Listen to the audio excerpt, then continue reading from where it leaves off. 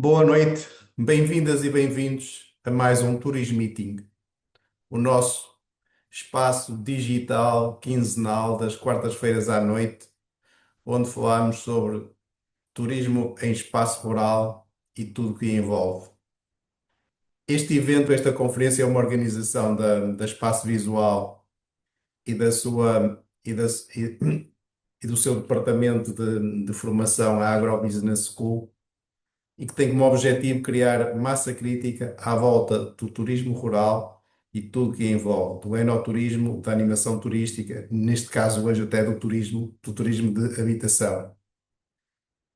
A metodologia que fazemos neste evento, portanto, é convidar um conferencista que aceita falar sobre um tema e depois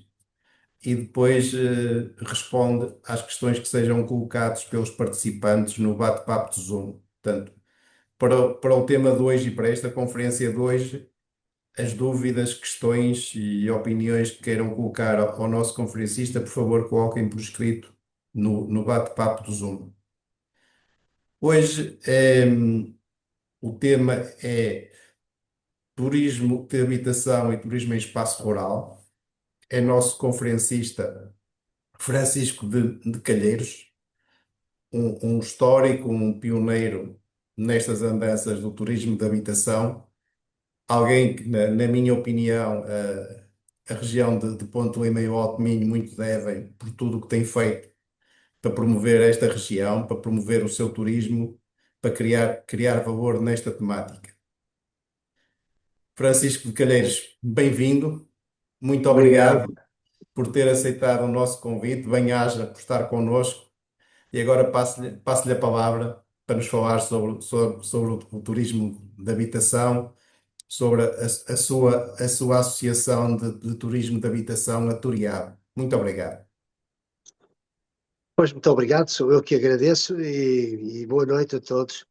Eh, Aquilo que eu lhe tenho para transmitir é um pouco a minha experiência e, no fundo, é a experiência de uma vida dedicada ao tema de há 40 anos esta parte. Antes disso, enfim, tive o meu percurso fora do país, no Brasil, na Inglaterra, e dedicado também a outro setor completamente diferente, foi a têxtil, vez que a família estava diretamente envolvida com a indústria têxtil. Mas a partir de 1980, eh, praticamente foi esta a minha preocupação. E começou com o lançamento do turismo de habitação, precisamente nessa data, e eu vi nessa oportunidade uma hipótese de recuperar a minha casa e o património, o legado que recebi do meu pai, e, e, portanto, tentar que esta casa, Passo de Calheiros, pudesse ser autossustentável. E não vi outra hipótese senão o turismo, porque não, já tinha sido experimentado anteriormente em Inglaterra, noutros países, na Áustria, portanto, fazia sentido fazê-lo aqui. Aliás, a iniciativa de lançar o turismo de habitação partiu diretamente da Direção-Geral do Turismo, de então, o Turismo de Portugal de hoje, e criando financiamentos e apoios para que houvesse, a nível nacional, uma adesão a esta modalidade de turismo, o que não era muito fácil. Havia algumas receios, estamos em 1980, praticamente 5 anos depois do 25 de Abril e tal, eh, mas houve uma iniciativa que partiu da Câmara de Ponte Lima e criou-se aqui um polo. Na altura havia 4 polos a nível nacional, mas foi o polo de Ponte Lima que mais se desenvolveu por força dessa postura da Câmara. Eu fui um dos que aderiu logo de início da recuperação da casa e, paralelamente a isso, pensei que sozinho não ia a lado nenhum, como é óbvio. Se nós queremos promover uma modalidade de turismo, tem que haver massa crítica, tem que haver um produto, e por isso desafiei as outras casas que, mais ou menos ao mesmo tempo, se aderiram ao turismo de habitação e que foram aderindo. Portanto, criámos uma associação, a Associação Aturiab, a Associação de Turismo de Habitação, e a partir daí criámos regras de convivência, regras de funcionamento, regras de promoção, apareceu marketing associado e a certa altura, isto era uma associação sem fins lucrativos, nós tínhamos que comercializar o produto, tínhamos que criar uma marca, não há, os produtos não se vendem se não tiverem uma marca, a marca tem que ser apelativa também, sobre todas as formas, quer seja sobre o aspecto de design, quer sobre o aspecto também de nome, e portanto lançámos a marca a partir de algum tempo, criámos uma central de reserva, da Center, do Turismo do Espaço Rural, e a partir daí comercializámos o produto com a marca Solares de Portugal. Depois apareceram outras marcas, as casas no campo e, e também outras modalidades de turismo, porque à medida que íamos avançando, também nos íamos envolvendo com outros projetos a nível eh, local e regional.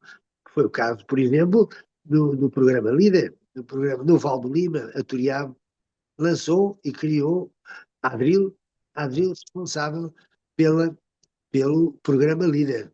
E isso foi também um avanço interessante, porque a partir da Adril criámos o turismo da aldeia, a recuperação das aldeias, das casas, enfim, de montanha, no Parque Nacional, enfim, mais remotas, criando um outro tipo de turismo, um turismo mais de chave na mão, mais ligado ao cotidiano e à vivência da própria aldeia. Enquanto que o turismo de habitação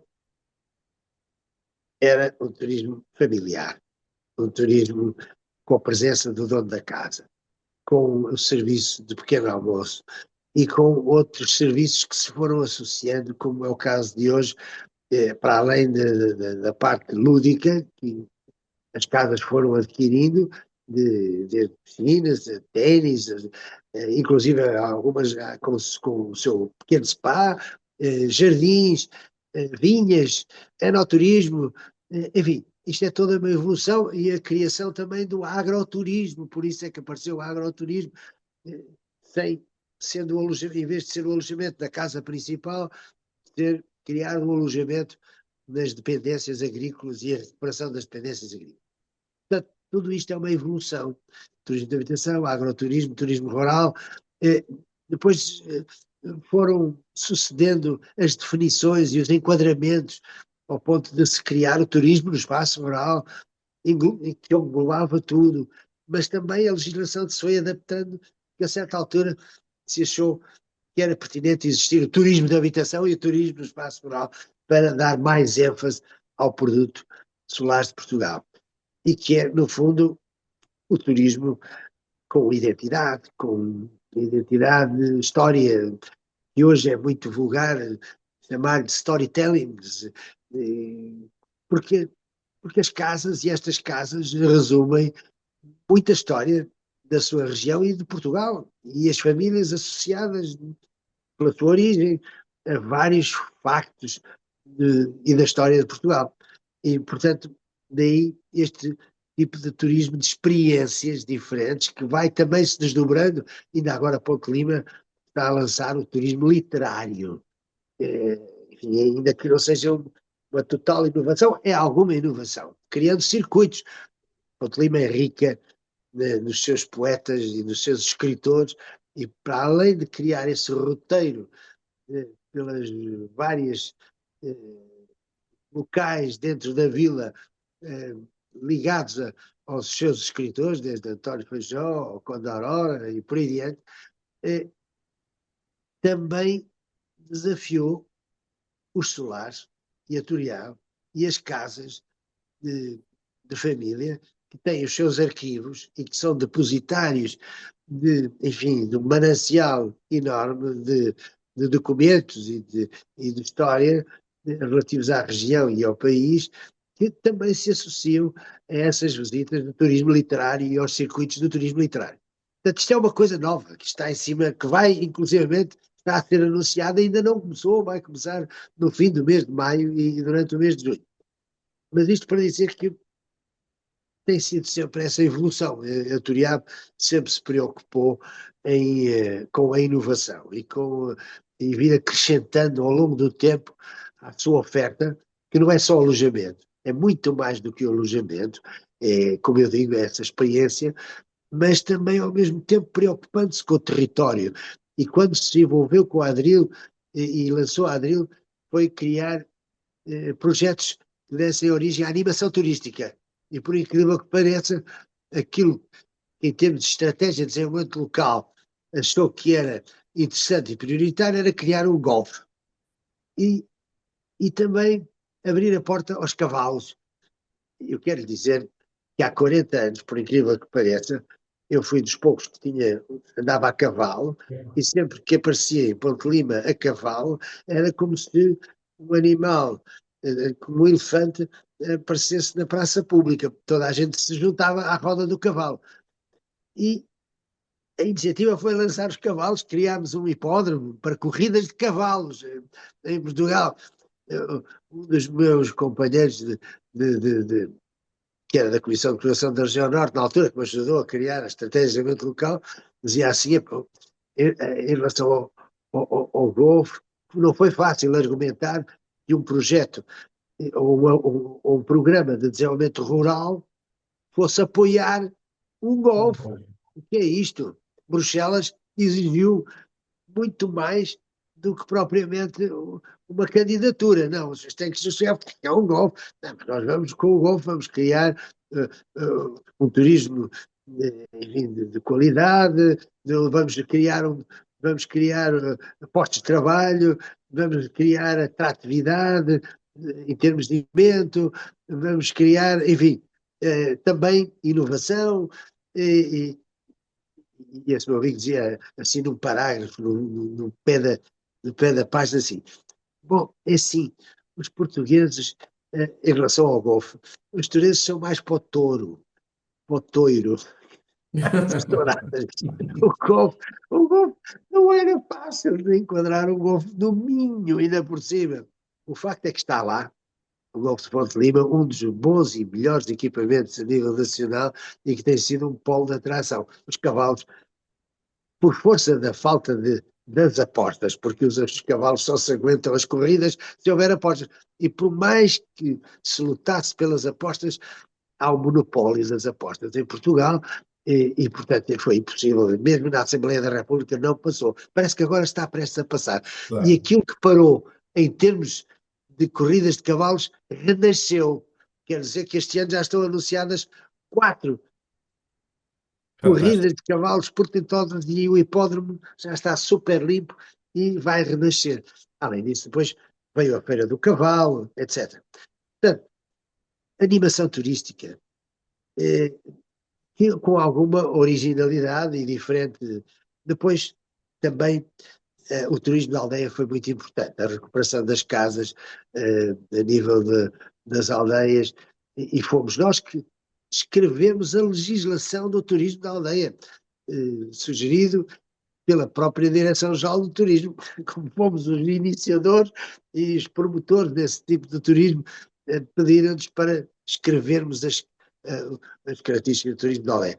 Quase que concomitantemente fomos desafiados pelo então secretário de Estado do Turismo, que era o Alexandre Relvas, para nos dedicarmos às aldeias históricas. Pouca gente sabe disso, mas as aldeias históricas foram iniciadas por nós, Uhum. e fomos nós que transcrevemos as regras das aldeias históricas, desde Piódão, Linhares, Marialva, enfim, aquelas ali do centro, porque estava previsto, eram umas aldeias fantasma, sem movimento, e nós sempre fomos apologistas que as aldeias históricas deviam ser recuperadas, sim, mas que deviam atrair pessoas e deveriam criar uma atividade.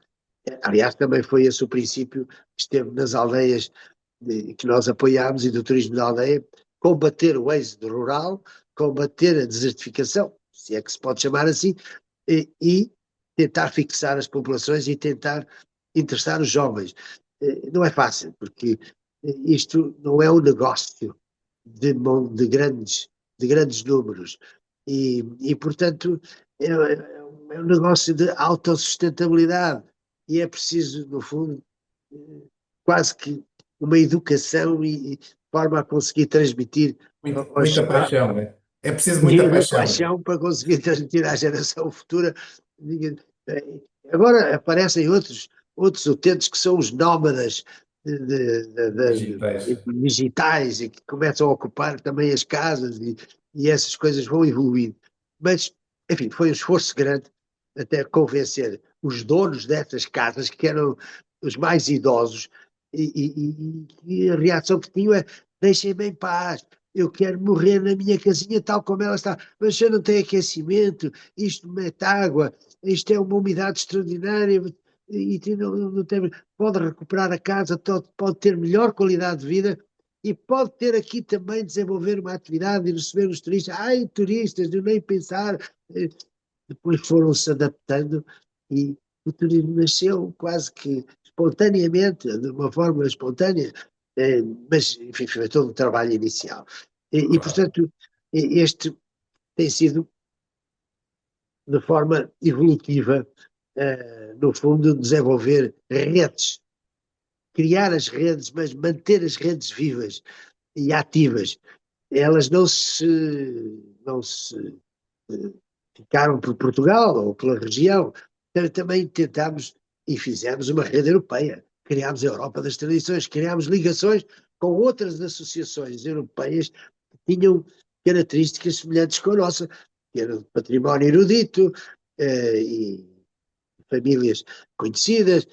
Em alguns países não tinham, havia algumas casas interessadas, mas não tinham, e nós ajudámos a criar a associação. Foi o caso, por exemplo, na Holanda, o turismo rural da Holanda, fomos nós que lançámos. O turismo rural aqui na Galiza, fomos nós que lançámos. Veio aqui o Fraga Iribar, o Dom Manuel Fraga Iribar, o presidente da Junta da Galiza, desafiar-nos para montarmos na Galiza o turismo rural, que hoje viemos também um ex-libris da Galiza. Eu, pronto, Claro. gosto de referir este aspecto, mas se ele aconteceu, deve-se a esse trabalho. Eu recebi e tenho a medalha da Galiza, que é, digamos, a Torre Espada da Galiza, por força desse trabalho e desse esforço que foi feito, que não foi só meu, foi naturalmente, e considero que essa medalha é extensiva a toda a equipa que sempre Claro. esteve a colaborar e esteve a dinamizar esse tipo de trabalho. Portanto, Ok. Se me há aqui permite um percurso. interrompê-lo, se me permite interrompê-lo, está a ser extremamente interessante esta explicação que nos está a dar. Acho que é um momento histórico e percebemos perfeitamente o pioneirismo e a liderança que teve nestes mais de 40 anos que tem de atividade contínua, profícua, resiliente. E se me permitisse passar um bocadinho para as questões, para irmos animando um bocadinho isto, Vamos a elas. Deixe-me só dar um último toque de com atualidade. certeza, Um perfeitamente último à toque de vontade. atualidade, porque algumas questões podem estar relacionadas com esse toque de atualidade. A Turiá acabou de assinar, acabou há relativamente pouco tempo, um protocolo com a Comissão de Coordenação da Região Norte para implementar na Região Norte a Rota do Marroco. Quem é responsável por implementar a Rota do Marroco vai ser a Turiá. Esse é um aspecto interessante. O outro, juntamente, a Turiá, juntamente com a Aquavalor de Chaves, Já.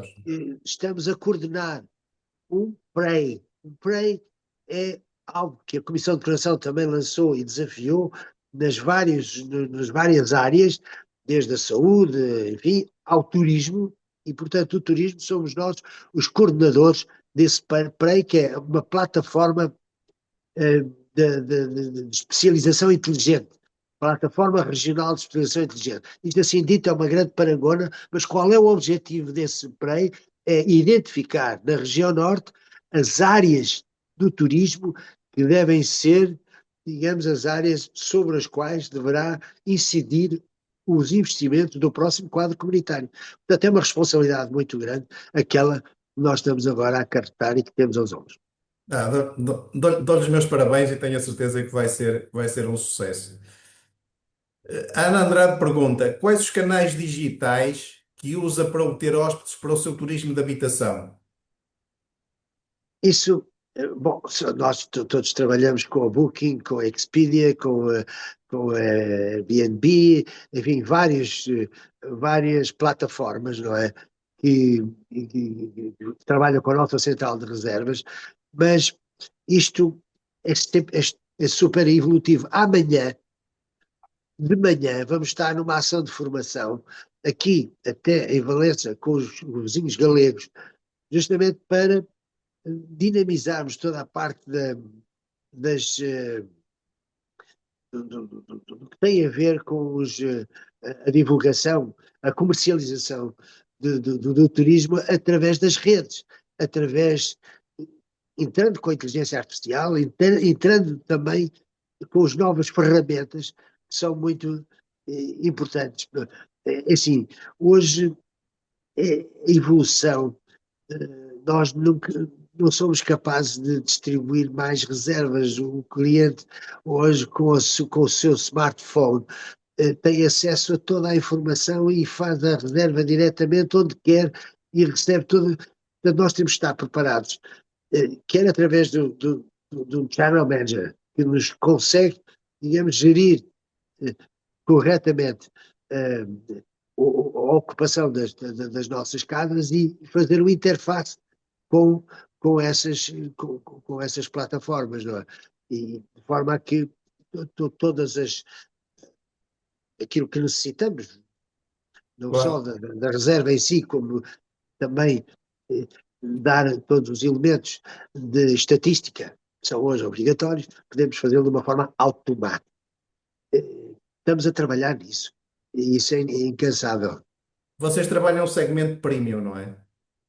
E, portanto, presumo que a questão aqui tenha um bocadinho a ver se há canais digitais mais voltados para este segmento premium, digo eu. Claro, quer dizer, nós não somos experts, nós estamos sempre a aprender e queremos saber mais. O que, como sabe, as redes sociais, nós não podemos gastar os nossos recursos em bandas largas, nós temos que ser capazes de ir ao foco da clientela que realmente consome o Claro. nosso produto. E isso há técnicas para o fazer, que nós Claro. ainda não dominamos e que estamos a aprender e que estamos, no fundo, a investir. Portanto, é um projeto que faz parte do nosso investimento para conseguirmos ir mais longe. Ótimo. Passamos para a questão seguinte, que diz: que serviços presta o turismo de habitação nos dias de hoje? E quais são os serviços mais rentáveis? Olha, os serviços que presta, para além do alojamento, que é óbvio, não é? Também está disponível para refeições. Quase todas as casas, ou muitas das casas, estão disponíveis para dar o jantar, no caso de ser solicitado com antecedência, não é? E também muitas delas, que também está a ser rentável, é a parte do enoturismo, que está cada vez mais crescente. Como sabe, inclusive, quem produz vinho, e grande parte das casas têm associadas uma quinta e, na maioria dos casos, Sim. associada à quinta está sempre a produção de um vinho, quer dizer, direta ou indiretamente, uma marca de vinho. Nós sabemos que há uma baixa de consumo do vinho e nota-se que o enoturismo cada vez ocupa mais o espaço na venda do vinho. Por isso, esse é um canal também interessante e que pode ser rentável na questão do turismo de habitação. O João Pedro Amorim pergunta: quais os apoios públicos existentes atualmente para a renovação de aldeias históricas ou casas de aldeia? É assim, associado tem vindo, os líderes a nível nacional têm tido quase sempre todos, dentro da diversificação, de uma rúbrica que se chama a diversificação, eh, do investimento a nível do mundo rural, apoio a essas recuperações. Eh, eu acho que a nível do turismo de Portugal, também há linhas específicas para isso. Ainda que cada vez mais começa a ser redutor em termos do apoio da recuperação, porque elas começaram por ser projetos piloto inovadores, eh, e daí justificar-se um apoio sobre essa medida e também a nível do território. Agora, cada vez mais isto passou a ser um produto portanto, a rentabilidade e, e os números para lá chegarem, cada vez, às vezes, é um pouco mais difícil. Eh, E, portanto, a opção da recuperação das casas quase que tem sido de iniciativa própria, sem apoios. Não quer dizer que eles não existam, mas a justificação não tem o mesmo grau de facilidade que tinha anteriormente. Sim, claro, até porque no alojamento, na minha opinião, há muito investimento. Não quer dizer que esteja saturado em todo lado, mas é onde se investe mais, não é? Falta na animação turística, nas experiências.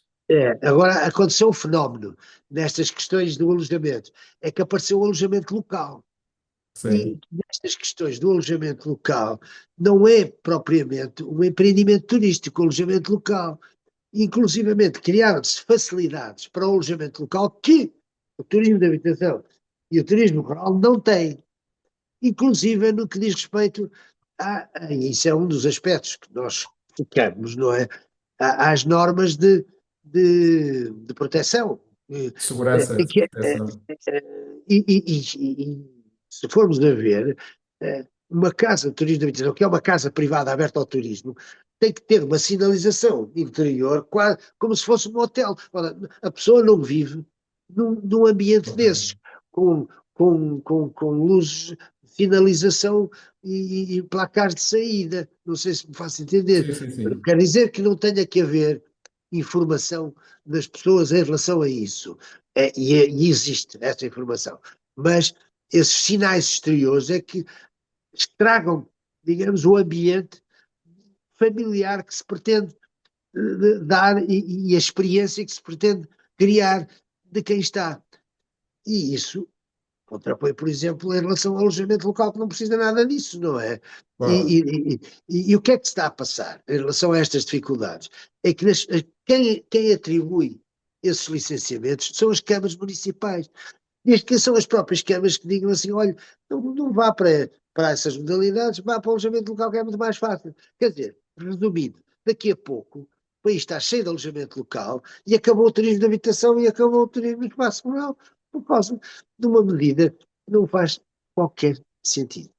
Mas nós, enfim, temos estado a atuar e estou convencido que a legislação vai ser resolvida, até porque já tivemos essa conversa com o próprio Secretário de Estado e com o próprio turismo, o Turismo de Portugal, e está, neste momento, a ser estudada a situação de forma a que isto venha a ser contemplado.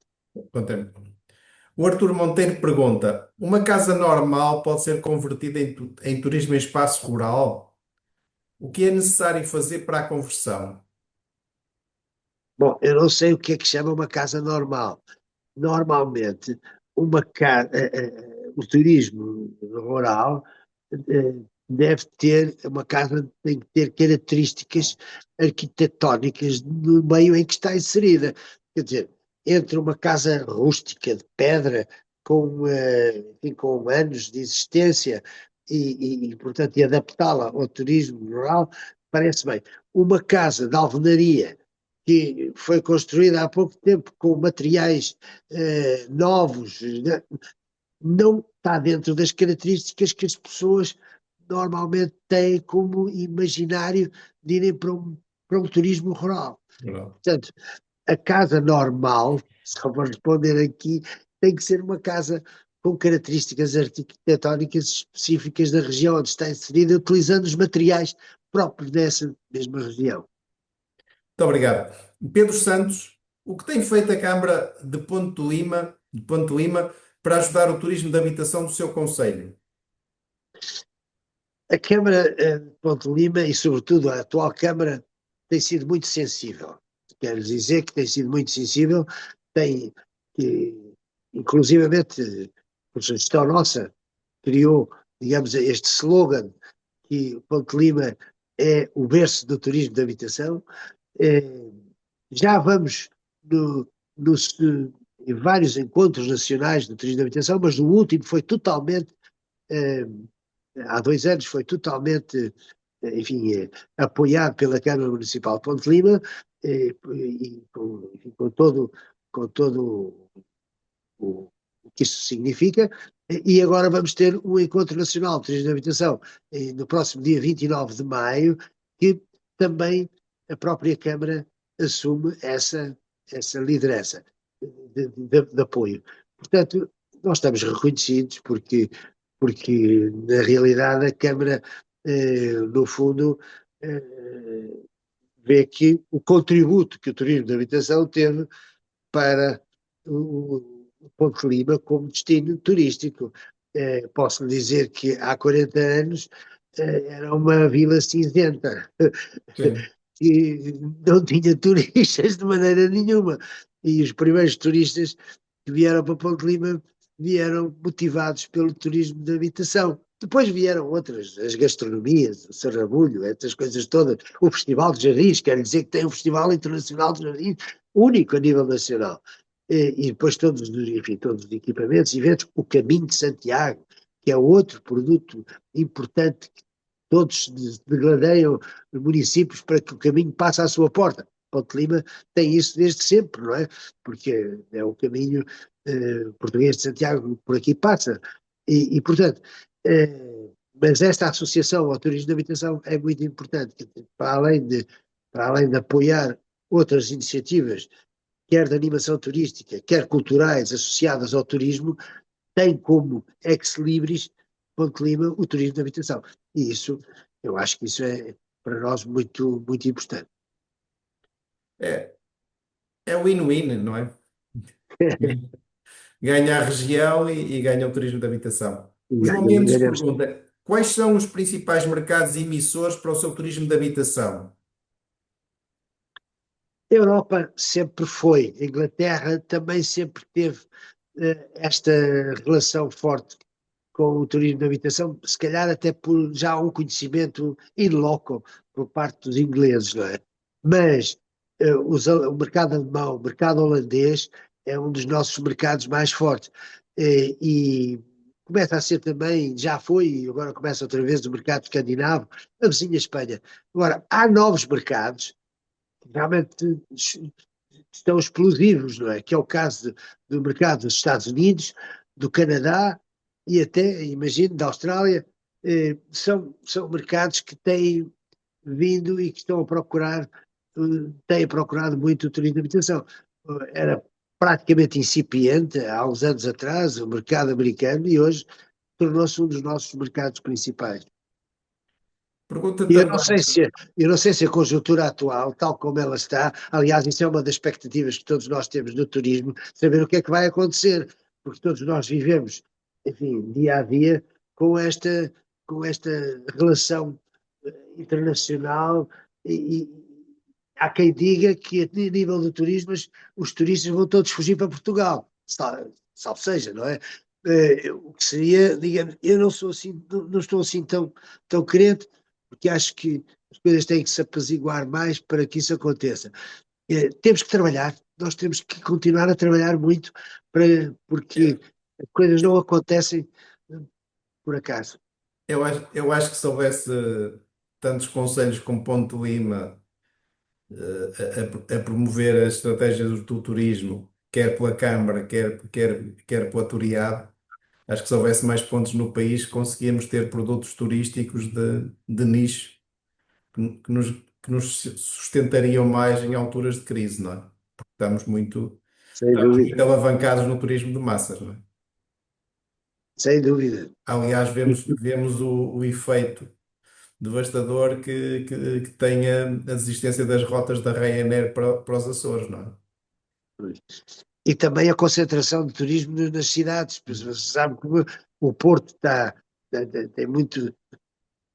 Ninguém está a dizer que tem turistas a mais, porque isso é um sacrilégio, toda a gente Claro. eh, diz o contrário. Em Lisboa não tem turistas a mais. Mas o facto é que as cidades, neste caso Porto de Lisboa, têm uma concentração anormal de turismo. E a nossa perspectiva é que haja capacidade para fazer com que esse turismo venha para o interior, venha para, digamos, as zonas rurais. Para isso nós temos que ter essa capacidade de atratar, mas também é preciso termos eh, transportes, é preciso termos capacidade de movimentação, de Sim, mobilidade, chamemos assim. E sim, que, é preciso haver produto turístico para preencher o tempo, não é? Do claro, turista, para criar experiências, para no fundo sentir a atração, não é? Porque também um dos grandes riscos que tem este turismo nas grandes cidades é também um turista que gasta muito pouco, não é? Que faz compras no supermercado, cozinha em casa e é capaz de, em 3 4 5 7 dias de estadia, ir ao restaurante uma ou duas vezes, não é? Portanto, isto também faz com que o valor que fica no território também é baixo. Pergunta também o João Mendes: o turismo de habitação conseguia sobreviver só com clientes nacionais? não. Não, nem acho que o turismo de habitação, nem acho que neste momento os principais clientes não são os clientes nacionais. Não dizendo com isto que não haja clientes nacionais que frequentam o turismo de habitação, que o dá. Claro, Mas o a nossa percentagem maior de turistas são estrangeiros, não é? claro. Numa proporção de 60 ou 70% estrangeiros e 30 ou 40 nacionais. Fazem aqui uma pergunta técnica. É preciso projeto camarário aprovado para a reconstrução, alteração, para cumprir as exigências legais do tipo de turismo em espaço rural que pretende, pois existem vários tipos. É assim, é necessário um projeto, seja para o que for, para turismo ou sem ser turismo, uma recuperação de uma casa precisa ter um projeto autorizado. Para Exato. turismo tem determinadas características e tem que seguir determinados uh, parâmetros, mas necessita de um projeto de aprovação, seguramente, não é? Claro, claro. E, e isso já há, digamos, gabinetes de arquitetura e tudo isso e capazes de Especializados. poder fazê-lo, não é? Sim. Francisco Alves, qual o papel do turismo de habitação na preservação do património edificado? Total e muito importante. Essa pergunta é muito importante. Eu penso que o turismo de habitação veio trazer eh, essa capacidade de recuperar património privado, neste caso, e não só. Quer dizer, o património não é só o património material, também é o património imaterial. O facto das casas estarem somente recuperadas, elas só por si não sobrevivem. É preciso terem, digamos, a vivência e as pessoas que lhes dão continuidade.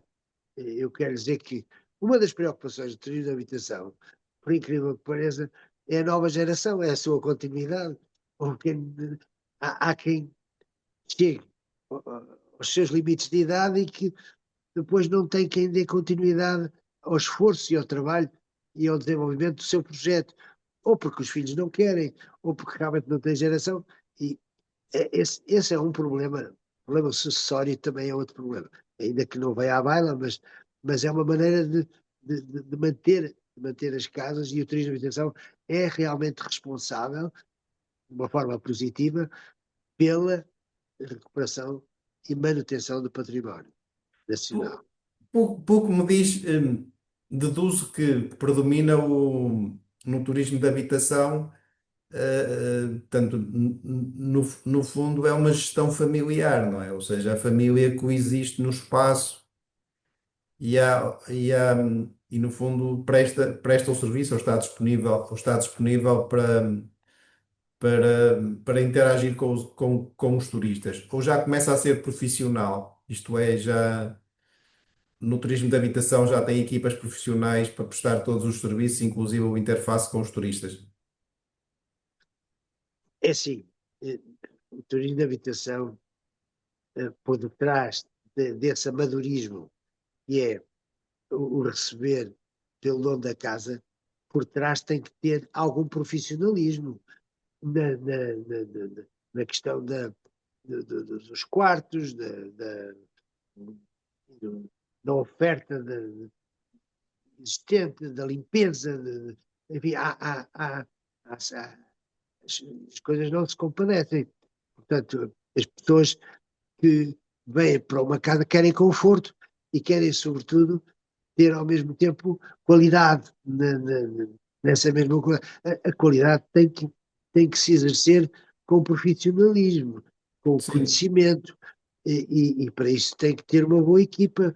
É claro que depende da dimensão das casas, do tamanho das casas. Nunca, uma casa familiar nunca é uma casa enorme. No caso, pronto, o Paço de Calheiros é grande, porque também tem aqui as modalidades de turismo, turismo de habitação, tem agroturismo e tem uma casa de campo, acaba por ter que atender a todos esses quadrantes e tem que ter uma equipa que funciona para os jardins, só que não nos podemos esquecer que o turismo de habitação, e como quase todo o nosso turismo, é sazonal. sim, E, sim. e nós temos quase que a trabalhar como a cigarra e a formiga. Nós trabalhamos durante o verão, a Bom, primavera e o verão, e não vamos mandar as pessoas embora. E o que é que acontece? E no outro resto do ano, as pessoas têm que ser polivalentes.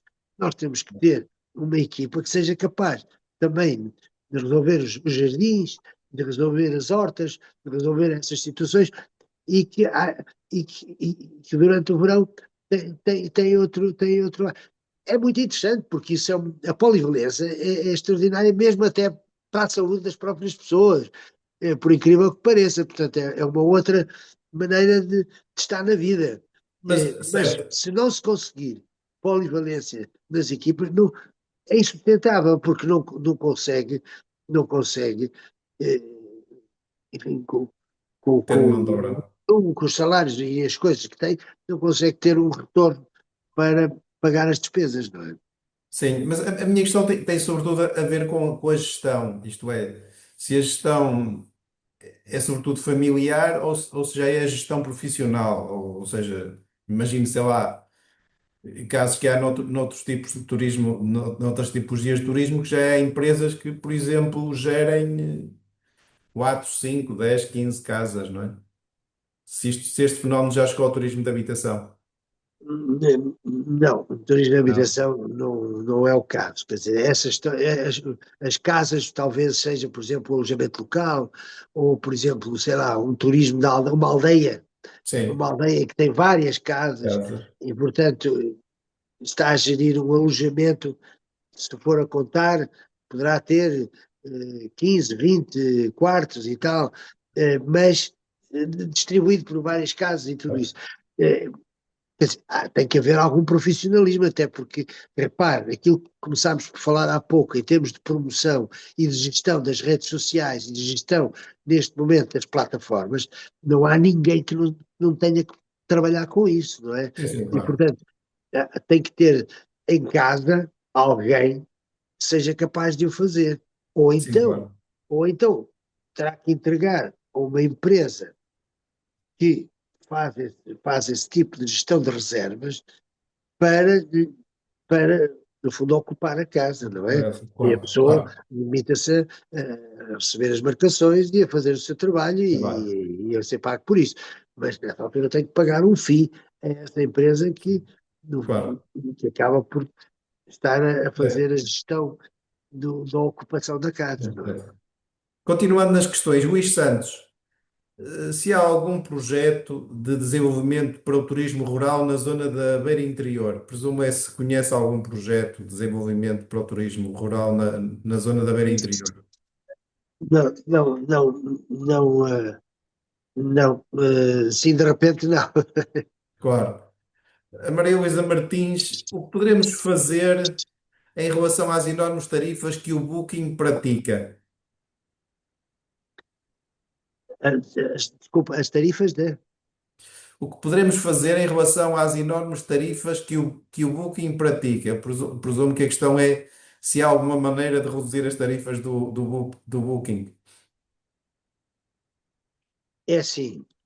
nós, a nível da nossa central de reservas, como temos a gestão de muitas casas que são as nossas associadas, temos, digamos, junto da Booking, uma capacidade de negociação diferente de uma casa individual. Portanto, à partida, temos conseguido, de certa forma, quer ao nível da promoção das próprias casas dentro da Booking, quer ao nível da pressão das tarifas, podermos gerir um pouco, mas sabemos e nós sabemos que cada vez mais, estas plataformas eh, dominam completamente a oferta e, portanto, e a dependência que as pessoas têm de, dessas plataformas. Portanto, eles quase que, quase que impõem As a sua regras. tarifa, não é? Sim, E claro, depois claro. ou quer ou não quer, mas e a pessoa entre uma coisa e outra. Quando estamos a trabalhar com um conjunto, como nós temos, de 120 casas, temos outra capacidade de argumentação e de negociação. Funcionam como uma central grossista, não é? Portanto, Exato. concentram a procura. Exato. Perguntam, dizem, não percebi a plataforma além do Booking e da Airbnb. Se há, presumo que disse uma terceira plataforma que não perceberam qual era. Expedia, por exemplo, sei lá, depois disto temos operadores com quem trabalhamos e com quem fazemos itinerários. Por exemplo, a Turiab não tem só a oferta de alojamento individual ou das casas de por si. Criou circuitos itinerários e negociou isso com operadores também que são operadores Grossistas. especialistas, por exemplo, de enoturismo ou de gastronomia ao longo do país, em que passam pelo Minho, pelo Douro, pela Beira, pelo Alentejo, pelo Algarve e depois regressam, entram pelo Porto, saem por Lisboa, entram por Lisboa, saem pelo Porto, têm um itinerário em todo o país. E isso é uma forma de obviar, ou de certa maneira melhorar o preço, porque isto não é tratado pelas plataformas habituais, não é? Portanto, é negociado um preço fixo com esses operadores e eles vendem esse package, esse Claro, pacote. pacote. E aí é mais interessante sobre esse ponto de vista, não é? E as Claro. pessoas adquirem um pacote e um itinerário. Portanto, eh, é muito nessa área que nós estamos cada vez mais a desenvolver o nosso produto e a vender o nosso produto. A Joana Almeida, que desafios enfrenta a Turiabo na representação dos seus associados?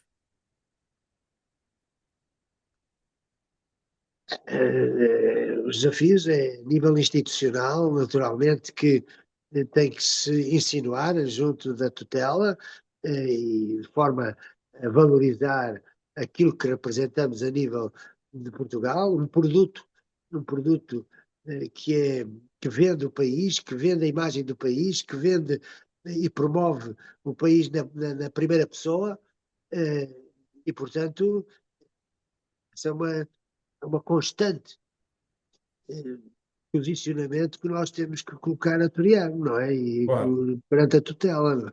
E de claro. forma que depois também seja reconhecida e o produto seja reconhecido a nível nacional.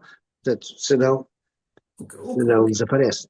que condições tem de cumprir para ser associado a Turiabo?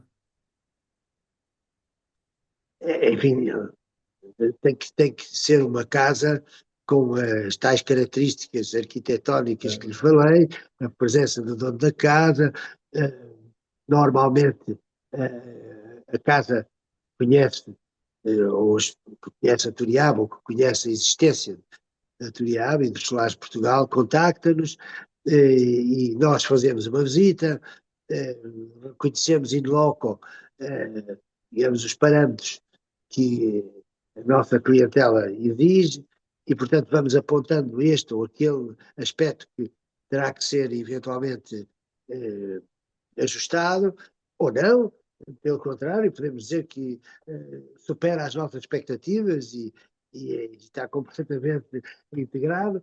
E depois dessa visita, há uma proposta à direção e a casa é integrada na associação e faz parte depois dos cadernos de promoção e das redes de promoção que nós Ótimo, obrigado. O Manuel Batista pergunta: acha que o papel histórico de Portugal ainda está a ser mal vendido, vendido está entre aspas, principalmente nas aldeias e nas casas das aldeias? quer dizer, cada um tem as suas características sobre esta questão do papel histórico, depende do que é que Sim, estamos a falar, se estamos a falar da identidade, eh, as aldeias e o chamado turismo da aldeia vai muito ao encontro quer dos aspectos que têm a ver com a gastronomia, com fazer o pão, com o artesanato, com a paisagem. É muito importante a paisagem, porque se a paisagem não estiver trabalhada e as casas estiverem envolvidas por, por um monte cheio de mato, até não pode ser, não é? claro. Isso, pronto, é uma identidade rural. A outro aspecto histórico, eh, do meu ponto de vista, não está a ser aproveitado na plenitude, até porque, como sabe, hoje em dia, até a indústria hoteleira e muitos da estratégia da hotelaria, nós vemos virados para justamente esse turismo histórico e Claro, cultural, sim, a sim, recuperação de mosteiros, a recuperação de hospitais, a recuperação por grandes redes de hotelaria, e nem bem que assim acontece. O caso, será, ir à Vila Galé, ou Hotéis Pestana, ou Porto Bem, são redes de hotéis que investiram na recuperação de edifícios históricos e que, no fundo, vendem história, vendem a nossa identidade e vendem, de certa maneira, coisa que não há melhor do que o turismo de habitação para o fazer. sim, E, claro. portanto, nesse aspecto, eu acho que devíamos ser reconhecidos a nível nacional como realmente, além de sermos paladinos deste turismo, sermos uma referência do que, do, que- No do, que diz respeito ao turismo que deve histórico. ser feito, não é? Sim, sim, Preservar sim. o património e promover o país e promover a história do país. Ok. Maria Luísa Martins Gonçalves diz: o meu turismo em espaço rural, Casa da Edrosa, livros e tradições, tem duas bibliotecas, uma de âmbito geral com 6.000 livros e outra infanto-juvenil, e não tenho tido grande retorno. O que me pode sugerir? Ou seja, aqui pede conselhos do que fazer uma casa que apostou a sua estratégia em livros e tradições. É, eu acho muito interessante. Olha, está a ver que no caso de Ponte Lima está a lançar o turismo literário, não é? E como roteiro eh, a fazer, não é? E é um aspecto que eu acho que cada vez mais está a ser desejado, até por um mercado que eu acho que vai muito nessa direção, que é o mercado do Brasil. Os brasileiros procuram as suas origens, procuram, em grande parte, a sua história, a sua referência a nível nacional e a nível de Portugal, e, portanto, às vezes são muito ávidos de conhecer essas origens e de pesquisar e tudo isso. Portanto, acho que é um mercado em que poderá ter bastante desenvolvimento dessa área. Eh, Não sei, talvez, eu não sei onde é que está a sua casa inserida, em que município é que está, mas Pois, não temos cá essa informação. Eu, eu presumo que terá que funcionar um bocadinho em rotas, não é? Isto é um bocado Pois, como é enoturismo, embora o enoturismo é muito comum, não é? Hoje, praticamente, até municípios que eram muito frios e que nem vinha tinham, agora já começam a ter e até serão os municípios do futuro, no caso da vinha e do vinho, não é? Portanto, isto é um pois, bocadinho criar a rede, não é? Para trazer os públicos que são específicos, digo eu, mas estou a sim. meter a foice a encilhar a alheia. Eh, Pergunta o Gonçalo Mendes: que futuro prevê para o turismo de habitação em Portugal nos próximos 10 anos? Tem previsão ou é preciso bola de cristal? Não, assim, eu prevejo um futuro promissor, dado que o turismo e a clientela, de uma forma genérica, cada vez mais se encaminha para este turismo de experiências e de contactos. As pessoas gostam de contactar com as outras pessoas, gostam de conhecer o que se passa na Terra. E quem melhor do que um dono de uma casa para contar e dar indicações e quase que servir de Cicerone muitas vezes e dar as referências do que é melhor para ver e fazer. Portanto, o turismo de habitação tem futuro, porque há cada vez mais pessoas a quererem frequentar e ter esta experiência, não é? Claro. E importante é que realmente a experiência seja positiva e deixe referências positivas por parte daqueles que a praticam. Ah, as situações mal sucedidas é sempre um problema, não é só para aqueles que, que as têm diretamente, mas também é para todos os outros que também o praticam, porque também, de certa maneira, eh, acabam por ser afetados por uma má experiência, não é? Portanto, eu vejo futuro no turismo de habitação, mas é preciso, eu acho que também, eh, e passa aqui a expressão de vender a turear, acho que é muito importante o associativismo, é muito importante as pessoas se associarem e estarem juntas, porque dão mais peso e dão mais força à voz do turismo de habitação. Eu não tenho nenhuma dúvida sobre isso, não é? Que o caminho é as pessoas estarem associadas e construírem redes, não é? Ou seja, trabalhar em rede, termos ajudar uns aos outros. E no caso, pronto, do Turiabo, isso até é uma representação formal, não é? E uma prestação de serviços, não é? Não é só uma representação, não é? Porque isso da central que tem de reservas, de todo esse trabalho, é uma coisa que vai muito para lá da representação. E isso parece-me único e notável. Francisco de Calheiros, isto o nosso tempo esgotou-se. Nesta parte do Tourism Meeting da conferência, que é a parte final, eu costumo perguntar aos nossos conferencistas o que é que devemos reter para a memória futura entre o que apresentaram inicialmente e depois nas várias questões que foram sucedendo ao longo do tempo, o que é que nós devemos reter para construirmos uma rede melhor no turismo em espaço rural, neste caso no turismo de habitação. O que temos que ter é que nada se constrói sem esforço e muita dedicação à causa, mas é uma causa que vale a pena lutar por ela, porque é um legado que, que nós deixamos para as nossas gerações futuras e, e é algo que faz parte da nossa geração, não é? Que nasceu na nossa geração e eu acho que tem pernas para andar e, portanto, devemos reter que vale a pena investir. E isto não é um negócio de milhões, isto é um negócio de alta sustentabilidade. E agora, se conseguirmos esse objetivo da, daquilo em que nos empenhamos, eu acho que já somos bem-sucedidos